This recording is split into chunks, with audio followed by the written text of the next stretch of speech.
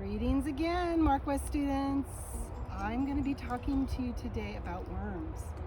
And those of you that remember when we did our cooking, one of the first things in the fall, I said, don't worry if you don't like it, because it can go in the red bucket and go to feed the worms. Look at this little boy, has a worm on his nose. And this is what the worm's body looks like inside.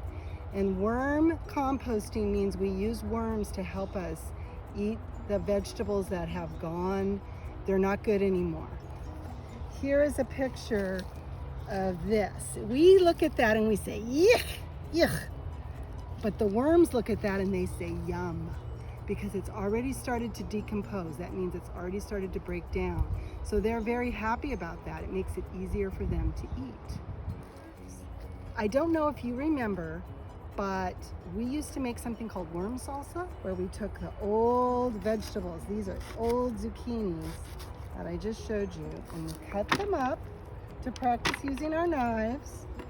And then we have some old cucumbers. See how these are big and hard and squishy? They're not going to taste, because we're kind of picky about what we eat, and I would not want to eat this.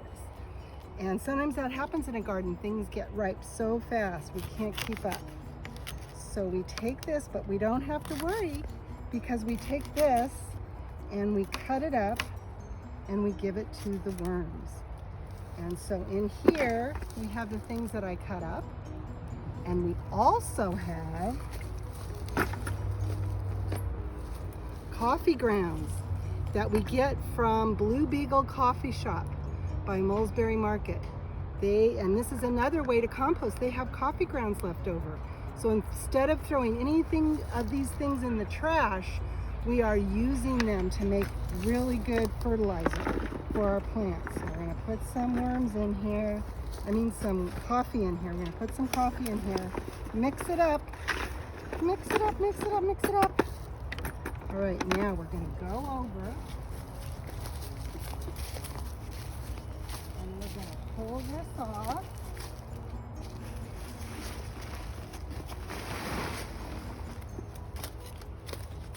And we're gonna pull, I put straw on top of here to keep it cool. And there's a little roly-poly in there right now. Take my glasses off so I can see the worms. Lots of ants in here.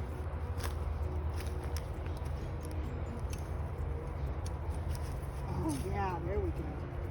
Lots of worms in here. I don't know if you can see. See those guys? They're working away. And we call these red wigglers, because they wiggle around. These worms are hungry, because I haven't been here for a little while. I went on a trip to Colorado to see my dad. So I'm gonna pour that on there. And the worms are gonna go, yum! I pull the worms on top. See all the worms working away? And over here, if you look, there are a whole bunch of ants also. There are ants everywhere. They come for the moisture. They come for the moisture. So this worm pile, or worm composting pile, look at this. There's a bunch of roly-polies in here too.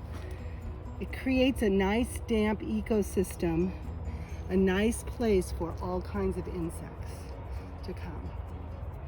And this is an old, if you want to look at this breaking apart. This is an egg carton. You don't have to throw this in your trash. You can compost it. And the roly-polies are helping it to break down. The ants and our worms are the hardest working. So then we put the straw back over, because we have to keep this damp and cool, otherwise the worms will fry and die. So we don't want that to happen. So we pull this over, and we pull this over, and we cover them back up. Cover them back up. These mountains of what looks like old sticks and dried up things are the plants that we're done with. The plants that have given us flowers or fruit or vegetables, they're all done. Their life cycle's done. So they come here to the compost pile.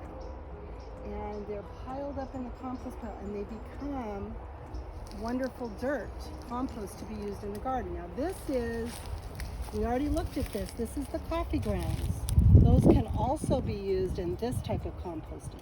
So we have our red wiggler worm composting, and then this is just regular composting with compost piles without worms. So if you look in here, this is what it becomes. The most wonderful, wonderful fertilizer and dirt. This goes into the dirt and makes it soft, makes everything grow.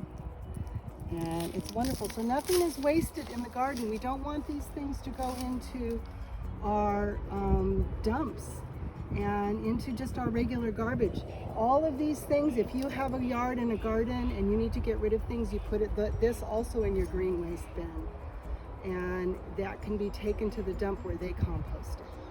And maybe in a corner of your yard, you'd like to take some old plants, cut them up that are all done. You have to talk to mom and dad about what's done. We don't want to pull anything out of the ground.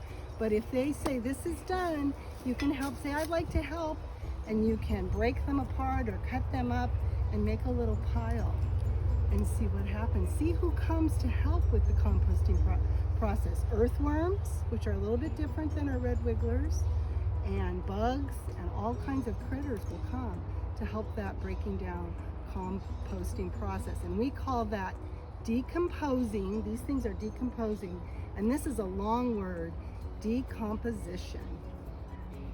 That's the action of these old plants becoming compost and going back into the ground. And that happens all the time. We have leaves on the ground that are just composting right where they fall. It's called duff. You can look up and see. This particular oak tree is deciduous, which means it drops its leaves. We have lots of coast live oak that are evergreen. But these guys are turning brown and they're getting ready to drop, and there's going to be a lot of that happening. We're going to be talking about leaves and acorns in fall and our season of things dropping out of the trees. I'm already seeing acorns in the garden coming down out of the trees.